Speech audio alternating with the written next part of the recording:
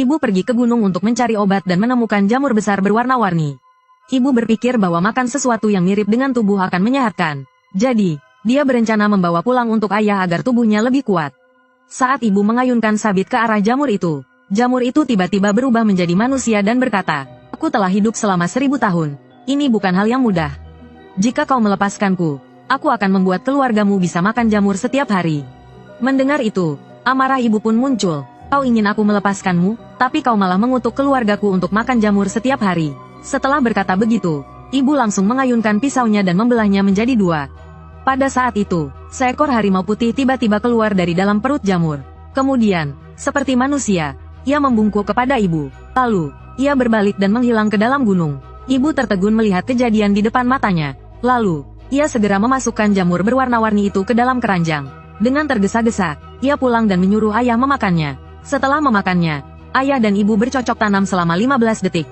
Hari-hari berlalu dengan cepat. 6 bulan kemudian, ibu melahirkan aku. Namun sebelum aku genap 1 bulan, aku tiba-tiba jatuh sakit tanpa sebab yang jelas. Setiap kali melihat jamur, aku merasa ingin melompat dan menabraknya. Melihat hal ini, orang tuaku membawaku ke berbagai rumah sakit. Namun tak ada yang bisa mengobati. Akhirnya, mereka memutuskan pulang ke kampung halaman untuk meminta bantuan kakek.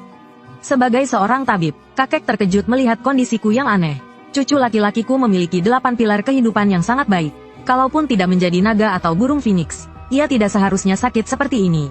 Bagaimana bisa ia jatuh sakit begini? Sambil berbicara, kakek menghitung dengan jarinya. Tiba-tiba, wajahnya berubah drastis. Ia bertanya dengan tajam apakah orang tuaku telah menyinggung seseorang yang tidak seharusnya. Namun, ayah dan ibu hanyalah pegawai bank biasa. Mereka tidak bisa mengingat pernah menyinggung siapapun. Melihat situasi ini, kakek berhenti bertanya dan fokus untuk menyelamatkanku. Cucu kesayanganku, tenanglah, selama kakek ada di sini, tidak ada yang bisa menyakitimu. Setelah berkata demikian, kakek menempelkan sebuah jimat misterius di tubuhku. Kemudian, kakek berbalik dan berjalan menuju gunung kepala harimau. Namun, sekali pergi, ia menghilang selama 3 hari 3 malam. Saat kakek kembali lagi, seluruh tubuhnya penuh dengan luka. Pakaiannya pun robek dan compang camping. Seolah-olah ia baru saja bertarung dengan seseorang. Namun, di dalam pelukannya, ada seekor anak kucing putih kecil. Begitu bertemu, kakek langsung menyuruh ibu mengeluarkan tanganku. Lalu, ia memegang anak kucing putih itu. Anak kucing itu kemudian menggigit punggung tanganku. Darah langsung mengalir dari luka yang terbuka. Melihat hal ini, ayah dan ibu panik ketakutan. Mereka buru-buru bertanya pada kakek apa yang sedang terjadi. Namun, dengan wajah lelah, kakek menjelaskan, ini disebut persaudaraan darah. Mulai sekarang, kalian hanya perlu menjaga anak kucing putih ini di rumah. Biarkan ia makan dan tinggal bersama anak kalian, maka nyawanya bisa diselamatkan. Mendengar itu, ayah dan ibu mengamati anak kucing putih dengan saksama. Namun, mereka tidak melihat ada yang istimewa darinya. Mereka juga tidak mengerti apa yang dimaksud dengan persaudaraan darah. Terlebih lagi, mengapa harus merawatnya di rumah? Hal ini membuat mereka bingung. Apakah kucing ini memiliki asal-usul khusus? Namun, kakek hanya tersenyum tenang. Kucing ini adalah roh harimau putih dari gunung. Ia dapat menangkal bencana dan menghindari malapetaka. Kucing ini menggigit anak kita untuk mengenali auranya. Nantinya, selama ia tinggal di rumah, anak kita tidak akan diganggu oleh roh jahat. Mendengar hal ini, ayah dan ibu langsung merasa sangat senang. Mereka segera mengulurkan tangan untuk menerima anak kucing putih itu. Mereka berkata bahwa mereka akan merawatnya dengan baik di rumah. Namun, yang mengejutkan, setelah kakek melepaskan anak kucing putih itu, ia justru membungkuk dengan penuh hormat dan bersujud 3 kali kepadanya. Roh harimau putih, mulai sekarang, cucuku akan merepotkanmu. Mendengar itu, anak kucing putih mengeong beberapa kali kepada kakek. Seolah-olah ia mengiyakan. Namun, setiap kali ia mengeong, wajah kakek menjadi semakin pucat. Setelah 3 kali mengeong, tiba-tiba kakek terbatuk dan memuntahkan darah segar. Seluruh tubuhnya langsung jatuh ke tanah. Melihat itu, ayah buru-buru menopang kakek. Ayah, barusan masih baik-baik saja. Apa yang terjadi padamu? Namun, kakek hanya tersenyum lemah. Memohon bantuan roh harimau putih. Jiwaku kini harus menuju ke alam baka. Jangan khawatir, ini adalah takdir keluarga kita. Mendengar itu, ayah dan ibu menjadi kebingungan. Mereka bertanya bagaimana cara menyelamatkannya. Namun, kakek hanya menggelengkan kepala. Mungkin hidupku memang sudah sampai di sini. Dulu aku melarangmu belajar ilmu rahasia dariku. Karena aku hanya ingin kau hidup damai dan bahagia. Tapi ternyata bencana ini tetap menimpa cucuku. Buku ini, biarkan anak itu yang menyimpannya. Ia membawa kutukan. Mungkin akan membutuhkannya. Setelah berkata demikian, kakek menatap gunung kepala harimau dengan tatapan sedih. Setelah aku meninggal, bawa anak itu ke gunung. Dimanapun ia menangis, kuburkan aku di sana. Jangan pasang batu nisan, jangan nyalakan dupa. Tapi ingat baik-baik, anak ini memang istimewa. Tapi ia kehilangan keberuntungan dan umur panjang. Untungnya, dalam hal pernikahan, ia ditakdirkan menjadi menantu masuk rumah istri. Selama ada wanita yang cukup kuat melindunginya, ia bisa hidup sehat dan panjang umur. Namun, sebelum kakek bisa menyelesaikan kata-katanya, napasnya terhenti, dan ia kehilangan nyawanya. Melihat itu, anak kucing putih mengeong 3 kali dengan sedih, seolah-olah sedang mengantar kepergian kakek. Ayah dan ibu tahu bahwa kakek meninggal karena aku. Namun, mereka tidak punya waktu untuk berduka. Mereka harus menjalankan wasiat kakek. Pertama-tama, mereka harus mengurus pemakamannya. Pada sore hari itu juga, mereka membawa aku dan memanggil penggali kubur untuk naik ke gunung. Tak lama setelah sampai di gunung, aku menangis di depan sebuah pohon pagoda besar. Ayah dan ibu memutuskan untuk menguburkan kakek di sana. Namun, para penggali kubur mengatakan bahwa tempat itu tidak baik. Mereka menyarankan agar lokasi dipindahkan. Tempat ini adalah tanah api yin yang sangat kuat. Jika benar-benar menguburkannya di sini, jiwanya akan terbakar oleh api bumi dan tidak akan bisa bereinkarnasi. Meskipun ayah dan ibu tidak mengerti banyak, mereka merasa itu terdengar sangat mistis. Namun, mereka lebih percaya pada kakek dan wasiatnya. Ditambah lagi, anak kucing putih yang mereka bawa pulang juga terus mengeong keras. Mereka pun bersikeras untuk tetap mengikuti wasiat kakek. Akhirnya, para penggali kubur tidak punya pilihan selain menurut. Setelah itu, ayah dan ibu mengundurkan diri dari pekerjaan di kota. Mereka membawa aku dan anak kucing putih itu kembali ke kampung halaman. Di samping tempat tidurku, mereka menyiapkan sarang kecil untuk kucing. Mereka merawatnya dengan baik dan menyediakannya makanan terbaik. Setiap malam, kucing itu tidur di sampingku. Dan benar saja, sejak saat itu, penyakitku tiba-tiba sembuh. Aku tidak pernah jatuh sakit lagi.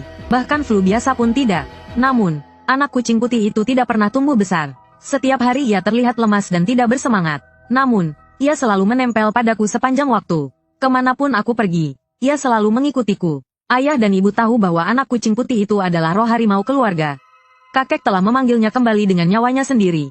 Ia jelas bukan kucing biasa. Mereka juga mengingatkanku untuk tidak memperlakukannya seperti hewan peliharaan. Setiap kali bertemu dengannya, aku harus memanggilnya Kakak Bai. Ketika aku berusia 8 tahun, aku mulai memahami asal-usulku. Aku tahu bahwa di masa depan, aku harus menikahi seorang wanita kuat. Aku harus menjadi menantu yang masuk ke keluarga istri, dan aku sangat tidak suka itu. Jadi aku berkata kepada ayah dan ibu, aku tidak ingin menikah masuk ke keluarga istri. Aku juga tidak mau menjadi menantu tinggal di rumah mertua. Namun, sebelum aku selesai berbicara, anak kucing putih yang biasanya lembut dan suka menempel padaku, tiba-tiba mengeluarkan suara geraman marah. Bahkan, ia mencakar leherku dengan cakarnya yang kecil. Terutama saat malam, ia bahkan tidak membiarkanku tidur dengan tenang. Karena anak kucing putih itu adalah roh yang dipanggil kakek untuk melindungiku. Di rumah, ia memiliki kedudukan yang sangat tinggi. Ayah dan ibu pun tidak bisa berbuat apa-apa terhadapnya. Mereka hanya bisa menyuruhku tidur di kamar mereka untuk sementara, menunggu sampai anak kucing putih itu tidak marah lagi, lalu kembali ke kamarku sendiri. Namun, saat tengah malam, aku tiba-tiba merasakan suhu udara di sekitarku turun drastis. Li Changfeng, keluarlah, waktunya pergi. Meskipun suara itu terdengar asing, entah kenapa, setelah mendengarnya, aku justru duduk tegak dengan aneh. Tubuhku bergerak sendiri menuju keluar rumah. Saat aku sampai di pintu, mereka masing-masing memegang rantai besi hitam di tangan. Aku tidak bisa mengendalikan tubuhku dan berjalan ke arah mereka. Namun, tepat saat aku hampir mendekati mereka, suara kucing yang nyaring dan tajam tiba-tiba terdengar dari dalam rumah. Aku yang masih dalam keadaan linglung langsung tersadar. Saat itu juga, aku melihat anak kucing putih yang tadi siang masih marah padaku. Tiba-tiba melesat keluar dari rumah dan berdiri di depanku. Ia menggeram dengan ganas ke arah dua sosok bayangan hitam dan putih itu. Melihat pemandangan itu, aku sangat ketakutan. Namun, tubuhku tetap tidak bisa bergerak. Aku hanya bisa berdiri terpaku di tempat. Sementara itu, dua sosok asing tersebut tertawa dingin. Makhluk rendahan, ini sudah kedua kalinya kau menghalangi kami. Sambil berkata demikian, mereka langsung melangkah maju. Dalam sekejap, angin dingin bertiup kencang di seluruh halaman. Daun-daun kering berterbangan ke segala arah. Dari tubuh mereka, asap hitam mulai mengepul, bergerak cepat ke arahku dengan dahsyat. Namun, anak kucing putih itu tetap tidak mundur. Dengan tatapan penuh tekad, ia berdiri melindungiku. Ia terus mengeong dengan keras, seolah-olah memperingatkan kedua sosok hitam dan putih itu agar tidak mendekat. Namun, tak lama kemudian, ia memuntahkan darah segar ke tanah. Melihat itu, kedua sosok hitam dan putih tertegun. Mereka tampak sedikit terkejut. Setelah beberapa saat, Salah satu dari mereka berkata dengan suara datar. Tidak kusangka kau rela mengorbankan kekuatanmu demi anak ini. Baiklah, kami akan memberi sedikit kehormatan kepada leluhurmu. 12 tahun lagi, kami akan kembali. Jika saat itu kau masih menghalangi kami, jangan salahkan kami yang tidak akan menunjukkan belas kasihan. Setelah berkata demikian, dua sosok hitam dan putih itu berubah menjadi angin dingin dan menghilang. Saat aku membuka mata lagi, aku mendapati diriku terbaring di tempat tidur dengan baik-baik saja. Namun, di luar rumah, aku mendengar suara teriakan panik dari ibuku. Tidak, roh harimau putih dalam bahaya. Mendengar itu, aku segera berlari ke halaman tanpa sempat memakai sepatu. Di sana, aku melihat ibu sedang menggendong anak kucing putih itu. Ia tampak sekarat. Di tanah, ada genangan darah berwarna merah tua. Ayah juga bergegas keluar. Melihat pemandangan itu, wajahnya dipenuhi kepanikan. Mengapa roh harimau putih terbaring di halaman? Dan mengapa ia kehilangan begitu banyak darah? Melihat ayah dan ibu begitu panik, aku langsung teringat pada mimpi menyeramkan tadi malam. Aku pun menceritakan semua yang terjadi dalam mimpiku tanpa melewatkan satu detail pun. Setelah mendengarnya, wajah ayah dan ibu langsung berubah drastis. Mereka menatap anak kucing putih di hadapan mereka dengan penuh rasa haru. Chang Feng, pasti karena tadi malam kau tidak tidur di samping roh harimau putih. Itulah sebabnya Hei Bai Wuchang, dua penjaga kematian, kembali untuk mengambil jiwamu. Tapi kakak Bai mengorbankan nyawanya, dan berhasil menyelamatkanmu. Kau harus mengingat kebaikan dan jasanya sepanjang hidupmu. Di masa depan, kau harus mengikuti wasiat kakek sebelum meninggal. Kau harus menikahi seorang wanita dengan energi yang kuat sebagai pelindungmu. Jangan membuat kakak Bai marah lagi. Melihat anak kucing putih terluka begitu parah, aku tidak bisa menahan air mataku. Dengan tangan gemetar, aku mengelus kepalanya yang kecil. Kakak Bai, maafkan aku. Aku tidak akan membuatmu marah lagi. Saat tanganku kembali menyentuh tubuh anak kucing putih itu, ia mengeong dengan lembut 2 kali, penuh kasih sayang. Ia menggosokkan kepalanya ke tanganku, seolah-olah menerima permintaan maafku. Sejak saat itu, keluarga kami semakin menghormati anak kucing putih itu. Setiap hari, kami memberinya makanan terbaik, dan tidak ada lagi kejadian aneh atau gangguan roh jahat di sekitarku. Semuanya berjalan lancar hingga aku berusia 18 tahun. Buku kuno yang ditinggalkan kakek, sesekali aku membukanya untuk membaca. Namun, selama bertahun-tahun ini, anak kucing putih itu selalu menunjukkan ketidaksukaannya jika aku dekat dengan perempuan lain. Setiap kali aku menelepon teman perempuan, ia selalu mengeong terus-menerus di sampingku, bahkan terkadang menggigitku dengan marah. Kini, waktu yang dijanjikan oleh Hei Bai Wuchang, batas waktu 12 tahun hampir tiba. Belum lagi menemukan wanita dengan energi kuat. Bahkan aku masih belum punya pacar. Orang tuaku sangat panik, seperti semut di atas wajan panas. Mereka menelepon para mak comblang dari desa sekitar setiap hari. Bahkan mereka menyebarkan kabar bahwa selama pihak perempuan memiliki energi kuat, dan bersedia menerimaku sebagai menantu masuk rumah istri, mereka tidak peduli apakah dia cantik atau jelek. Bahkan jika memiliki cacat tubuh, mereka rela memberi mas kawin sebesar 880.000 yuan. Karena hal ini, aku jadi bahan tertawaan di desa. Anak-anak lain selalu menghindari pernikahan menantu masuk rumah istri. Keluargaku bukan hanya ingin menikah masuk ke rumah istri, tapi bahkan rela membayar untuk itu. Hingga suatu malam, anak kucing putih tiba-tiba menghilang entah kemana. Saat aku berkeliling rumah mencarinya dan memanggil kakak Bai berulang kali, tiba-tiba mak comblang dari desa sebelah, Bibi Zhang, datang dengan wajah berseri-seri. Ibu Chang Feng, ada kabar baik. Kalian menyuruhku mencari seorang gadis dengan energi kuat. Aku sudah menemukannya. Mendengar itu, wajah ibuku langsung berseri-seri penuh harapan. Bibi Zhang, benarkah? Gadis dari keluarga mana? Bibi Zhang tersenyum lebar hingga matanya menyipit. Dengar baik-baik, gadis ini berasal dari keluarga Wang di desa sebelah. Dulu dia teman sekelas Chang Feng. Kemudian, dia mengeluarkan foto gadis itu. Dia juga mengatakan bahwa kali ini pihak perempuan yang lebih dulu menghubungi mereka. Keluarganya memang sedang mencari seorang menantu masuk rumah istri dengan energi yang cocok. Ibuku sangat senang melihat gadis itu tampak sopan dan anggun. Ia langsung tersenyum bahagia. Kalau perjodohan ini berhasil, aku pasti akan memberimu angpau besar, Bibi Zhang. Namun, saat aku melihat foto itu, aku tidak bisa menahan rasa aneh. Gadis dalam foto itu memang teman sekelasku, Wang Chunyan dari desa sebelah. Tapi aku ingat dengan jelas. Beberapa hari yang lalu di grup alumni SMP kami, ada yang bilang dia mengalami kecelakaan. Katanya, dia terluka parah dan dirawat di ICU. Bagaimana mungkin hanya dalam beberapa hari dia sudah sembuh dan mencari pasangan? Mendengar pertanyaanku, Bibi Zhang menggeleng. Aku tidak pernah mendengar kabar itu. Menurutku, dia tampak baik-baik saja. Hanya saja kulitnya agak pucat. Mungkin dia sedikit anemia. Tapi masih lebih baik daripada gadis lain yang cacat, bukan? Setelah berkata demikian, Bibi Zhang buru-buru menyuruhku berganti pakaian. Ayo, jangan banyak berpikir. Kita langsung pergi ke rumah gadis itu sekarang. Kalau dia juga setuju, maka malam ini kita bisa langsung menentukan tanggal pernikahan. Mendengar itu, aku memutuskan untuk tidak terlalu memikirkan kecelakaan itu. Lagi pula, aku juga tidak terlalu memperhatikan berita di grup alumni waktu itu. Aku berpikir mungkin itu hanya rumor belaka. Lalu, aku mengangguk dan menyetujui perjodohan ini. Aku pun berbalik masuk ke dalam rumah untuk bersiap. 3 menit kemudian, aku membawa sebotol maotai yang sudah disiapkan ayahku. Lalu naik ke mobil Bibi Zhang menuju rumah keluarga Wang. Sepanjang perjalanan, Bibi Zhang terus menceritakan tentang pihak perempuan. Katanya, dia adalah seorang eksekutif di perusahaan besar di kota. Dia punya mobil dan rumah sendiri. Kondisi keluarganya juga sangat baik. Alasan dia kembali ke desa untuk mencari pasangan adalah karena dia ingin menikah dengan pria jujur dan bertanggung jawab. Dia sedang mencari seorang suami masuk rumah istri. Bibi Zhang menekankan bahwa aku harus memanfaatkan kesempatan ini dengan baik. Aku hanya mengangguk dengan ekspresi puas seolah menyetujuinya. Tapi dalam hati, aku sangat paham.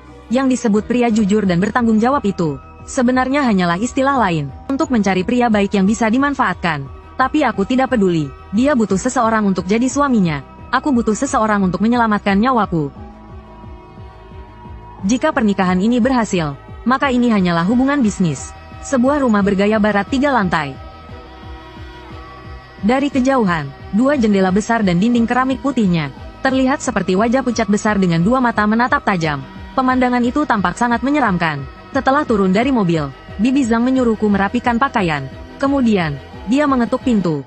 Dia mengetuknya beberapa kali berturut-turut. Seorang pria parubaya akhirnya mengintip dari dalam rumah. Malam-malam begini, siapa yang datang? Aku akhirnya bisa melihat wajahnya dengan jelas. Wajahnya pucat, rambutnya berantakan. Dia memiliki lingkaran hitam tebal di bawah matanya dan tampak sangat lelah. Melihat itu, Bibi Zhang menunjuk ke arahku. Ayah Chunyan, aku, Zhang Daji, aku sudah membawa calon menantumu. Ayah Wang menatapku dan bertanya pada Bibi Zhang. Apakah perhitungan 8 karakternya cocok? Bibi Zhang tersenyum dan menjawab dengan penuh keyakinan. Tentu saja cocok, lagi pula.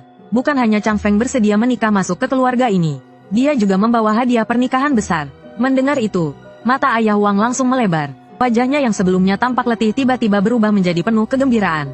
Dengan cepat, dia membuka pintu lebar-lebar. Menantu yang baik, ayo, silakan masuk. Namun, saat melihat ayah Wang, aku merasa ada sesuatu yang aneh. Bukan karena perubahan sikapnya yang tiba-tiba, tapi karena dia memberiku perasaan yang aneh. Bibi Zhang melihat aku masih ragu. Dia langsung menarik lenganku dan membawaku masuk ke dalam rumah keluarga Wang. Namun, begitu melewati pintu, aku langsung mencium bau dupa dan kertas sembahyang yang sangat kuat. Seolah tempat ini baru saja digunakan untuk upacara persembahan. Yang lebih aneh, ada 7 pohon willow ditanam di halaman rumah. Pohon-pohon itu ditanam dalam formasi berbentuk huruf C menghadap ke pintu utama. Aku teringat sebuah catatan dalam buku tua peninggalan kakek. Di dalamnya, ada penjelasan khusus tentang formasi pohon seperti ini. Sepertinya ini disebut sebagai formasi 7 pohon pemanggil roh. Formasi ini memang dikhususkan untuk ritual pemanggilan arwah. Biasanya, formasi seperti ini hanya dipasang di pemakaman atau tempat peristirahatan terakhir para leluhur. Tapi kenapa rumah keluarga Wang, yang seharusnya rumah tinggal, malah memiliki formasi 7 pohon roh? Apakah mereka sengaja mengubah rumah ini menjadi tempat tinggal bagi roh? Memikirkan hal ini, bulu kudukku langsung berdiri. Perjodohan ini sepertinya bukan hanya sekadar mencari menantu biasa. Mungkin keluarga Wang punya maksud lain. Namun, aku hanya datang untuk perjodohan. Selama aku bisa bertahan dan tetap hidup, aku tidak peduli. Bahkan jika keluarga Wang melakukan hal keji sekalipun. Maka, aku pun menenangkan diri dan masuk ke dalam rumah bersama Bibi Zhang. Aku harus melihat situasi dulu sebelum mengambil keputusan. Namun, begitu masuk ke dalam, aku langsung merasakan hawa dingin menusuk tulang. Rumah ini dipenuhi aura suram, sama sekali tidak cocok untuk dihuni manusia. Di tengah ruangan utama yang remang-remang, ada altar pemujaan. Namun, patung di atasnya ditutupi dengan kain merah. Aku sama sekali tidak tahu siapa yang mereka sembah di dalamnya. Di sampingku, Bibi Zhang juga mulai gemetar kedinginan. Ayah Chunyan, mengapa rumah ini tidak menyalakan lampu? Mendengar itu, ayah Wang hanya tersenyum canggung. Sekering di rumah rusak, belum sempat diperbaiki, jadi kami hanya menyalakan lilin. Sambil berbicara, dia kembali memastikan kecocokan perhitungan 8 karakternya dengan Bibi Zhang. Bibi Zhang tersenyum lebar dan menjawab, perhitungannya benar-benar cocok dengan keluarga kalian. Lihatlah, Chang Feng bahkan membawakan sebotol arak untukmu. Betapa berbakti anak ini. Jika pernikahan ini berhasil, keluargamu pasti akan hidup nyaman di masa depan. Mendengar jawaban yang memuaskan, ayah Wang menatapku dengan penuh semangat. Chang Feng, kondisimu sangat cocok dengan kriteria pasangan anak perempuanku. Aku rasa pernikahan ini bisa terwujud. Setelah berkata demikian, dia berbalik dan berteriak ke dalam rumah. Ibu Cunyan, bawa Cunyan keluar untuk bertemu calon suaminya. Begitu dia selesai berbicara, suara langkah kaki terdengar dari dalam ruangan. Dua sosok perlahan muncul dari dalam. Meskipun pencahayaannya sangat buruk, namun, cara mereka berjalan tampak sangat aneh. Yang berjalan di depan adalah seorang wanita parubaya. Di belakangnya ada seorang gadis muda dengan tubuh yang sangat proporsional. Namun, kulit mereka sangat pucat, seolah tidak memiliki darah sama sekali. Aku menyipitkan mata dan mengamatinya dengan saksama. Dan hanya dengan satu tatapan, aku langsung merasa ada yang tidak beres. Karena dalam buku peninggalan kakek, ada sebuah teknik bernama melihat aura, yang dapat digunakan untuk mengenali kondisi alam. Teknik ini juga bisa digunakan untuk melihat keberuntungan seseorang. Orang dengan keberuntungan rendah memiliki tatapan yang tidak fokus. Awan hitam menggantung di atas kepalanya, dan wajahnya tampak muram. Sebaliknya, orang dengan keberuntungan tinggi memiliki tatapan yang tajam seperti obor. Dahi mereka bersinar, wajah mereka tampak sehat dengan semburat kemerahan. Namun, ada satu kondisi lain, kulit yang pucat tanpa warna dan tatapan kosong. Di bagian dagu mereka, terlihat garis samar berwarna hitam. Garis ini disebut garis orang mati, dan di wajah ibu dan anak perempuan keluarga Wang, mereka berdua memiliki garis hitam yang sama. Ditambah lagi, seluruh rumah ini dipenuhi dengan aura jahat. Aku bisa memastikan bahwa mereka bukan manusia hidup. Mereka adalah mayat hidup yang bisa berbicara. Pasti ayah Wang telah memelihara roh di rumah ini. Menyadari hal itu, aku langsung merasa panik. Telapak tanganku mulai berkeringat dingin. Namun, aku tidak berani menunjukkan ketakutanku di wajah. Aku hanya bisa diam-diam berpikir cara untuk melarikan diri. Ayah Wang tampaknya menyadari perubahan dalam tatapanku. Dia segera tersenyum dan mencoba menjelaskan. Ibunya dan Cunyan beberapa hari yang lalu terkilir kakinya. Setelah berkata demikian, dia langsung membuka laci di bawah altar. Dari dalamnya, dia mengeluarkan sebuah surat pernikahan. Istriku, Cunyan, ini Li Changfeng. Anak muda ini tampan. Kondisinya sangat cocok dengan Cunyan kita. Kalian pikir bagaimana? Ibu Cunyan menatapku dengan mata membelalak seperti lonceng tembaga. Bola matanya tampak hampir melompat keluar. Di bawah cahaya lilin yang berkelip-kelip, pemandangan ini terlihat sangat menakutkan. Namun, hanya dalam sekejap, dia langsung berbalik dan mengangguk ke arah ayah Wang. Di sampingnya, Wang Cunyan juga mendorong kacamatanya. Lalu, dengan nada datar, dia berkata, bisa. Suaranya sangat pelan, tanpa emosi sedikit pun. Aku memperhatikannya dengan seksama, meskipun dia berusaha menyembunyikannya dengan baik, dan sesekali masih mendorong kacamatanya. Namun sepanjang waktu, dia sama sekali tidak berkedip, dan setelah mendapatkan persetujuan istri dan anaknya, ayah Wang tersenyum lebar sambil memegang surat pernikahan. Changfeng, istriku dan putriku merasa kau sangat cocok. Jika kau juga merasa cocok, tanda tangani saja. Dengan begitu, pernikahan kalian akan resmi ditetapkan. Mendengar itu, aku menatap surat pernikahan yang bertuliskan huruf merah darah. Di dalam hatiku, aku merasa panik luar biasa. Keluarga Wang ini jelas merupakan sarang hantu. Jika aku benar-benar mengangguk setuju, dan menandatangani surat pernikahan ini, aku bahkan tidak tahu bagaimana aku akan mati. Aku harus menolak dan segera pergi dari sini. Jadi, aku mengusulkan bahwa pernikahan adalah keputusan besar dalam hidup. Aku harus pulang dan mendiskusikannya dengan orang tuaku terlebih dahulu. Aku berbicara dengan sikap rendah hati dan tidak menolak langsung. Bagaimanapun, mereka bukan manusia. Jika aku membuat mereka marah, aku bisa dalam bahaya besar. Setelah berkata demikian, aku berdiri dan bersiap untuk pergi dari tempat mengerikan ini. Namun, pada saat itu, dalam sekejap, seluruh ruangan menjadi semakin dingin dan suram. Ayah Wang menahan amarahnya dan menoleh ke arahku. Angin telah menutup pintu. Sepertinya ini adalah takdir antara kau dan Cunyan. Mendengar itu, jantungku berdebar lebih kencang. Maksudnya apa? Kalau aku tidak menandatangani, aku tidak bisa pergi. Namun, ayah Wang tidak menjawab. Dia hanya dengan tenang menoleh ke arah Wang Cunyan. Changfeng, kecocokan 8 karaktermu dengan putriku sangat sempurna. Selain itu, kondisi putriku juga sangat baik. Apalagi yang masih kau pertimbangkan? Selama kau bersedia menjadi menantu keluarga Wang, aku akan langsung memberikan kalian sebuah mobil mewah. Lagi pula, ini hanya sekedar menandatangani surat pernikahan. Tanda tangani saja, agar kami sebagai orang tua merasa lebih tenang. Begitu dia selesai berbicara, ayah Wang langsung mencengkeram pergelangan tanganku. Tatapan matanya, yang dipenuhi garis-garis merah darah, menatap lurus ke arahku. Aku merasa seperti pergelanganku dijepit oleh tang gemuk yang kuat. Selain itu, tangannya sangat dingin. Aku mencoba melepaskan diri, tapi sia-sia. Sebaliknya, dengan senyum lebar, ayah Wang malah menyeretku kembali ke sofa. Pada saat yang sama, aku tiba-tiba merasakan pusing yang luar biasa.